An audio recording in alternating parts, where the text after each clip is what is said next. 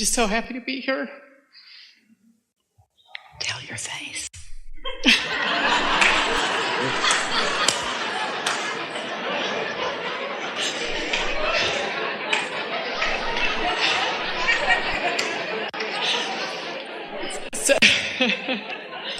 Sometimes that happiness is sort of overflows. And what it means is, I have not practiced the degree of alignment that I am experiencing right now. And so this overwhelming feeling is because I'm not quite accustomed to feeling this powerful, this sure, this aligned. And so some of it is coming out in emotional overage. Yeah, I think it's a release of energy that's been built up the past month, maybe. Yeah. Anyway, you talked about the purpose of life being freedom, growth, and joy. And you say, we hear you, Abraham, growth. Yeah. Growth. Well, that was my question, is that when we come into these physical bodies, we come over and over again, I think. I've heard you say. So do we come with specific intentions and sort of... Not so much, usually. You come knowing that you'll be able to figure it out as you go along and eager for it to be like that, because that's delicious.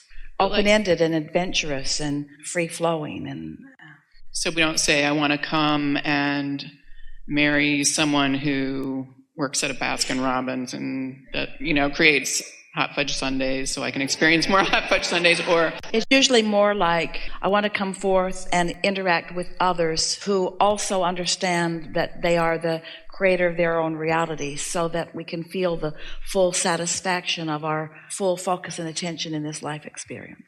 I want to go forth, you're saying it from that vantage point, into the physical environment that I understand is the leading edge of thought. Because I like new. I understand that new is where it always is.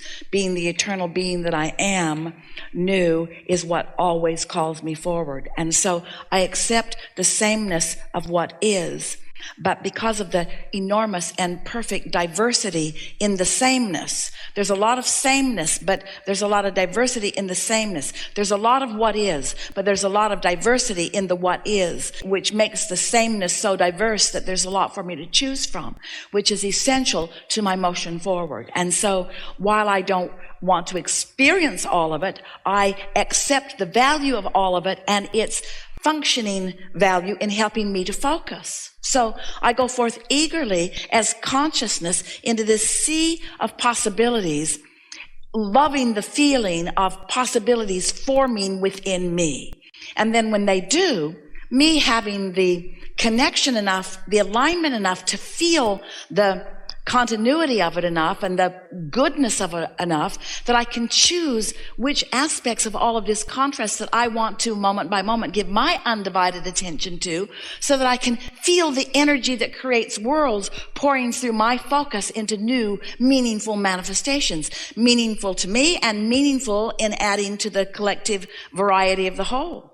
And I do this because I remember and because I crave the thrill of this energy that creates worlds, from which I cannot really ever separate myself into its productive consequence, not because productivity is important to me, but because consequence is inevitable to me. And I know that I have the option in my eternal beingness to be joyful eternally. And I like this opportunity in which to express my joy again. That's what you all said as you made the decision to come in.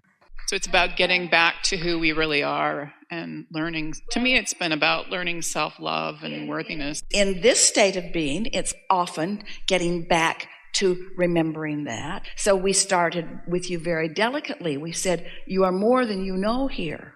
You are more than this magnificent physical vessel. You are so much more. You are more than you can see or hear. You are more than your physical senses exposed to you. You are so much more. And we began wanting you to get into touch with your emotional center, which would help you to understand the moreness, because your emotional center causes you to understand that there's you focusing with your mind and that there's your source focusing with the mind of source, that there's you and your inner being and this inevitable eternal relationship between the two, which helps you to focus your energy, to continue being that while this life experience allows you and your inner being to then become more. And then we explain to you that you are like the pioneers out here willing to explore while your inner being stands in that non-physical knowing, not wavering in the energy of alignment, always aligned and rooting for you to be able to take that alignment into new places. That's why you came, to take the alignment of source into new places. And why? Why? Because it's fun. Because it feels good.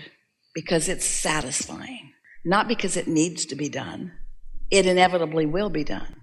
Not because it's broken the way it is. It's perfect the way it is and getting better. Yeah, I've acquired this habit of thought over the years that I think is making it hard for me to... Well, it's only from a vulnerable stance that humans try to get us to explain that they were meant to do something or that they were meant to be something. They're looking for some bigger meaning only when they're feeling the absence of that connection. Tying it into what we were saying earlier, when you're tuned in, tapped in, turned on, and having a brilliant, glorious time in the now, you're not so goal-oriented. And you get goal-oriented from your lackful place, when you feel not enough or like you need some greater recognition. But there is nothing more beneficial to you or to the world who sees you or who embraces you or who acknowledges you than your alignment to source and your flowing of it into the environment. There just isn't anything more of value that you could do for yourself or for anyone. I was thinking that if I could appreciate sort of the bigger picture of maybe things that have gone on in my past, that it would be easier to rationalize being out of alignment and that there's a greater purpose. We don't want you to rationalize it, but we want you to understand it. We want you to understand the simplicity of what being out of alignment is. I'm focused upon something in a way that the larger, wiser part of me isn't. It really is that simple. So if I don't like somebody and it feels awful, that means my inner being is really appreciating that person. If I'm mad at myself and feeling all guilty or ashamed or inept or incapable, then that awful feeling simply means that my inner being does not feel that way about me at all, that I'm out there on the raw and ragged edge. If I'm worried about future experience or present experience, if I'm worried about the global economy or my personal economy, that only means that my inner being knows that I've got it covered and that it's going to be okay and that I'm off on this negative rampage unnecessarily. Your guidance system is always making the comparison or relationship for you of that bigger picture. We're appreciating this conversation because in light of everything that we've been talking about already here today, where do you feel like you are in relationship to where you want to be? Do you feel like you're there? Do you feel like you're not there? Or do you feel like you're on the way to there? I feel like I'm on the way. So is on the way to there as good as being there? It's a trick question, so be careful. Because we've just been saying how Esther and others have been really enjoying the manifestation. Esther says, Abraham, I know I'm supposed to like focus wheels and I'm supposed to like meditation and I sort of kind of do all, but I really like the manifestation. But as we watch Esther, it's not the manifestation that she's liking. It's that sweet spot where the manifestation is beginning to take place. It's sort of like, you got together with your family, you spread out a great big impossible to appreciate puzzle on the table. There's 5,000 pieces. People come and go. They put pieces together in the puzzle. Most of the day, it doesn't even look like anything. You really can't find anything. The little kids are doing a better job of finding the pieces than you are, even though you're focusing really hard. And then the puzzle is shaping up. The puzzle is shaping up. And then some smart aleck comes in and puts the last 5 pieces in the puzzle. And we say, you do like that better, don't you? In other words, isn't there something sort of satisfying about doing that part? But didn't the other part have to come first? And so we want you to feel satisfaction in all parts of it, knowing that, of course, it's going to come together. It's going to come together. Whatever you want is going to come together. But the more you are enjoying it before it comes together, then the more you're getting the point about what it's all about. Because as soon as you get a manifestation, you're going to like it for just about the afternoon. I really like having this, but now what? And those of you who are really feeling a lot of satisfaction have a whole lot of things that are coming into being. And more, aren't they converging one with another?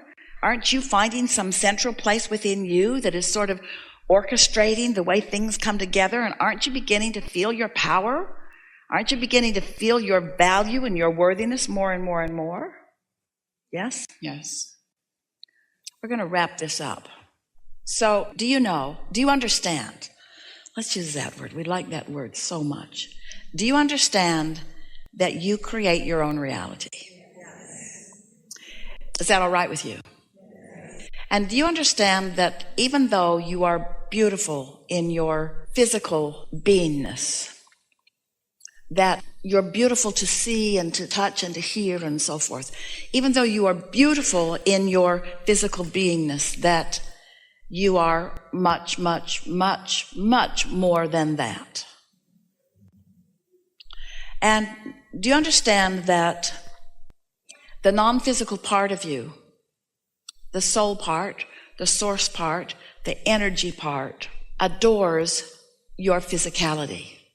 That your soul or source likes the cellular nature of your being, enjoys when you eat, that the cells enjoy the nature of the nourishment that you provide, but that your inner being also likes the flavors that you are choosing. Can you sort of get that? Can you feel that much of your own personal enjoyment is because non-physical is focused with you and taking pleasure in this manifestation out here? Is that making some sense to you? Can you feel the value of thoughts turning to things? Does it make sense to you that this physical environment is the furthest extension of consciousness? That's a little tougher for you to say yes to, isn't it? Because it's a little bit of a difference in the way you have been looking at it. But use your logic just for a moment and think about the momentum that we've been talking about all day today. And think about thoughts turning to things, and think about consciousness, and think about creation. And therefore, isn't it logical in some way that manifestations, or the translation of vibration into the further 5 senses, is a bigger, bolder, more complete manifestation than the thought where it began? Isn't physical environment the leading edge of thought? And isn't it logical that what you want to call source, what many call God, that what is at the core of you is also out here on the leading edge with you? Source is coming forward into the now, just like we are asking you to do. Can you feel that? Source isn't somehow separate from you back in non-physical while you are the pioneers out here on the leading edge. You couldn't be here without the resourcing of source. Everything that you've ever thought of that source was is right here in the now with you. Don't you like knowing that?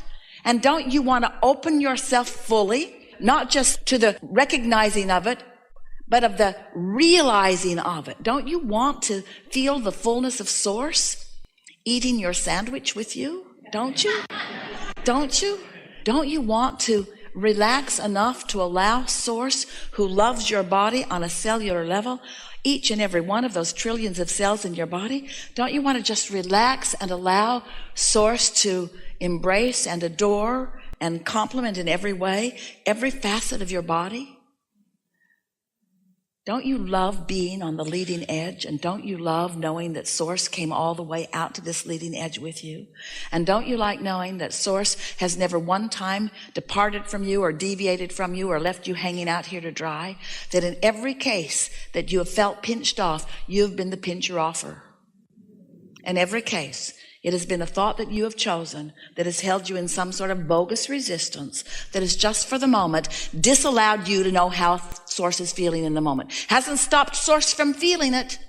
Hasn't stopped Source from tasting your food or loving your body or your world or your environment or your neighbors. It hasn't stopped Source from feeling all of that. It's just numbed you to your ability to recognize it. All you can do is pinch yourself off from the resonating of what Source is doing all the time. You are love in physical bodies. You are physically manifested love and intelligence and